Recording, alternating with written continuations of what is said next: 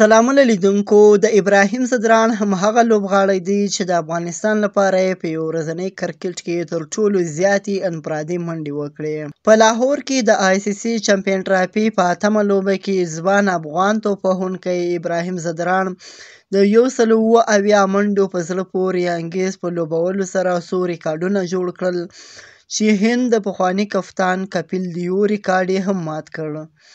32 کلن افغان اوپنر ابراهیم ځدراڼ په وروستي اوور کې په 146 توپونو کې 170 منډې جوړې کړې.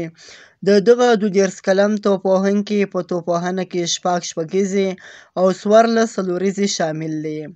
ابراهیم ځدراڼ په دې لوبه کې ډېر ریکارډونه جوړ کړل. نوموړی لومړنی افغان توپوهونکی سو چې د آی سی سی په چمپیون ټرافي کې سلیزه جوړوي. هغه لومړنی توپوهونکی هم دی چې په نړیوال جام کې د افغانستان لپاره سلیزه جوړوي. چمپیون ټرافي د ابراهیم ځدراڼ په زړه پورې سلیزه افغانستان انګلستان ته د 240 منډو هدف ورکړ. ابراهیم ځدراڼ هم د افغانستان لپاره په یو ورځنیو سیالیو کې تر ټولو زیاتې منډې جوړونکی لوبغاړی دی چې د 170 منډې جوړې کړې او خپل د 162 منډو ریکارډ یې هم مات کړ.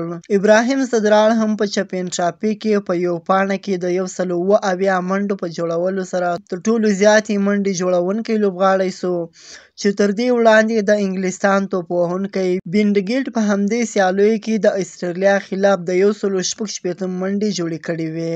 ابراهیم ځدراڼ د آی سی سی د یو ورځنیو سیالیو کې له مشهور توپوهونکي کپیل دیو څخه د زیاتو منډو جوړولو دویم لوبغاړی سو. په 1983 نړیوال جام کې د کپیل دیو 115 منډې د سرو ګونګولې په سر کې دی چې په 1999 نړیوال جام کې د سریلانکا په وړاندې 183 منډې جوړې کړې وې. د دې ترڅنګ ابراهیم ځدراڼ هم د هغو توپوهونکو په نوملړ کې شامل دی چې په یو ورځنیو لوبو کې تر ټولو کمې شپږیزې وهلې دي. ابراهیم ځدراڼ دا کارنامې یوازې په 15 پارټیو کې ترسره کړې چې په دغه نوملړ کې کوینټن ډي کاک، ډارېل مچل او شومبن ګیل هم شامل دي. د نورو تازه معلوماتو لپاره له موږ سره اوسئ.